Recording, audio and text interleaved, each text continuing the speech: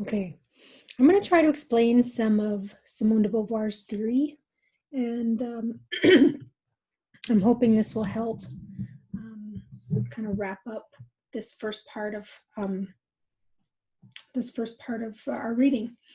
So, in the background of her theory is this relationship between the subject and the other.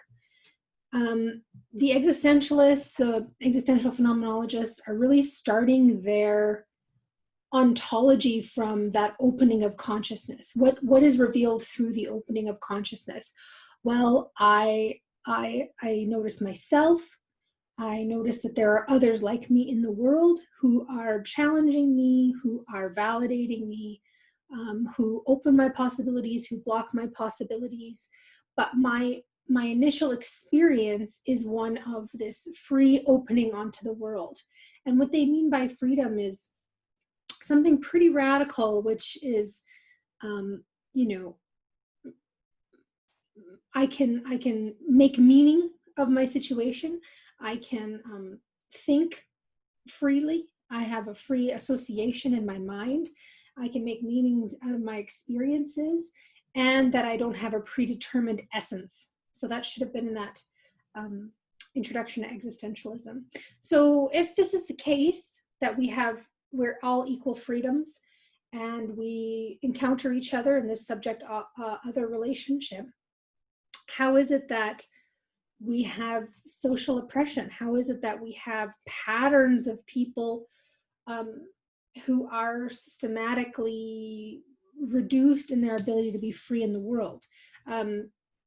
Beauvoir would use the idea of their situation is limited. And your situation is that that grounding or opening of your possibilities. And so how come certain people's situations are reduced? In this situation here, you have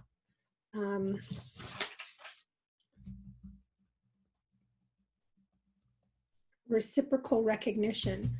So what that means is, I see that you're a freedom, you see that I'm a freedom, and we are able to, reverse each other and understand each other back and forth. There's no sort of sedimented hierarchy between the two of us. Now, this is non-hierarchical. And this is what is just what it's like to be a person in the world, is that there are other people, we challenge each other, we're both freedoms. We like it when we recognize each other. Okay, but for Beauvoir, there are these social patterns that turn certain people into absolute subjects and inessential others, where there is not reciprocal recognition. And this is hierarchical here.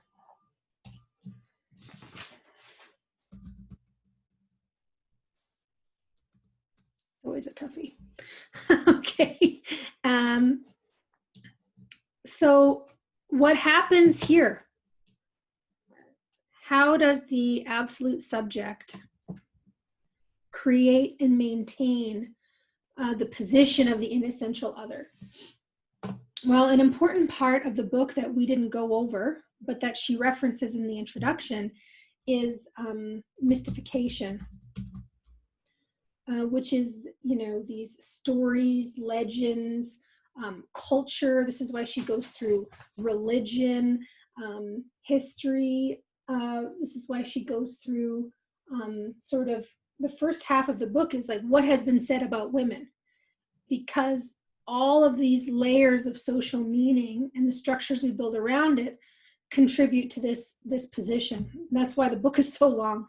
Going through all of that takes a really long time. And of course, here she also mentions sort of that this mystification works as well in terms of like racist histories. Mystification turns people into, this is kind of the difference between women with an E and woman with an A. We become mystified when we're sort of subsumed under this category of woman, or this womanness, this essence. And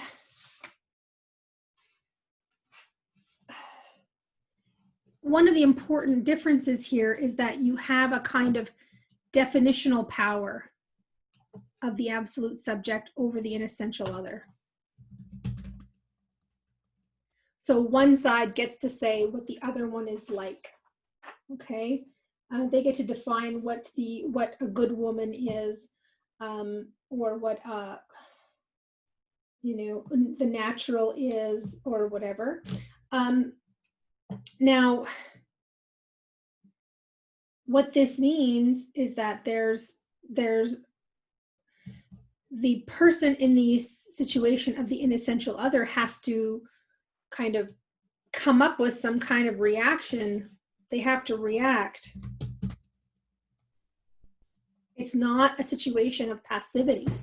So when you're in this situation of being defined and not recognized, you're not even being seen as a subject. So how do you challenge and come out from under these layers of mystification?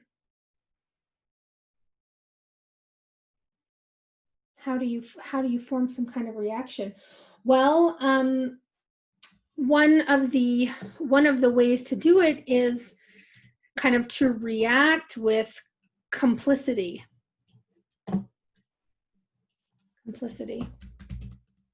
So that would be to kind of go along with these norms that are holding you back, to uplift patriarchal power, let's say, we can think about like respectability politics as a way of working within those structures that define good and bad of a group, of an oppressed group, and so trying to be the good part of that group.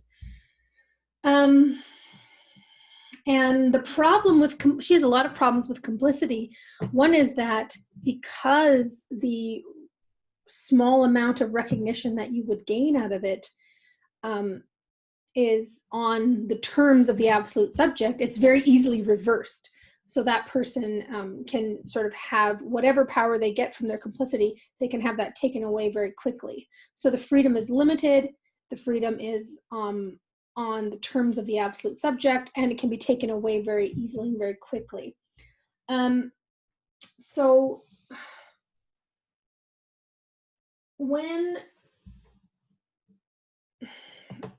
other theorists have actually also sort of brought up the idea that, outside of here, outside of this initial sort of setup between these two situations, is that we have sort of on the margins here, the radical other.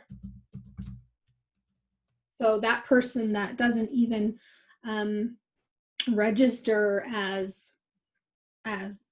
worthy of the kinds of mystifications that keep these people controlled and within a system. So people who, there's kind of like a zone of non-being or a non-person that doesn't even register as a transcendence. This is in a different part of the book, but it's important to realize that this theoretical structure has more dimensions than just two. But those are the most important ones for this subject because she's talking about this initial dynamic between basically men and women. Okay.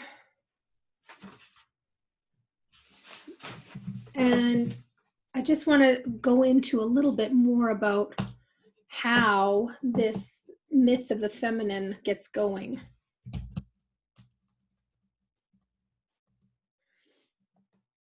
So ideally you have women who become subjects. Oops.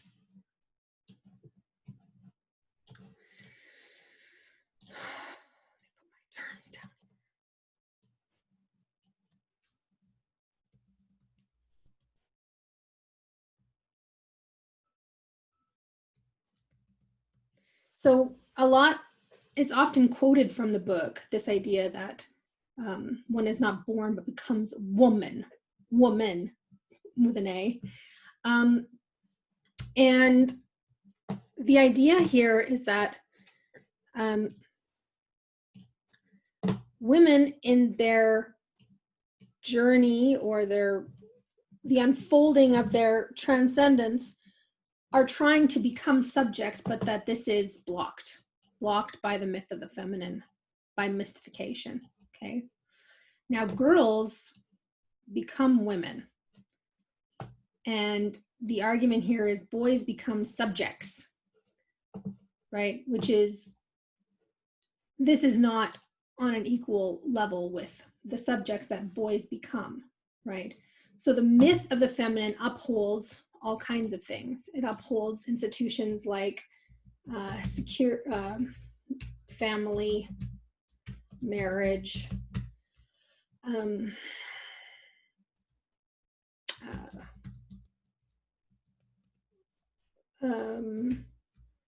these kinds of things, sexual desire, etc. And this process here is of interest for Beauvoir as well. How there's all kinds of ways in which boys become men that also engages their freedom.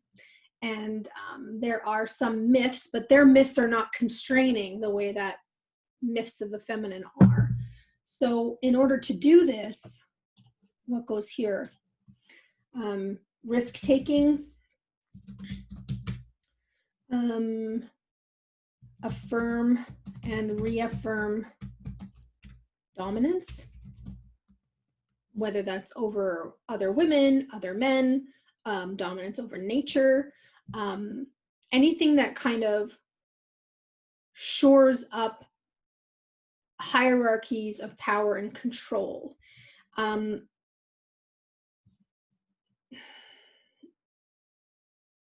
Yeah, so what happens when you are a subject? The idea is that you're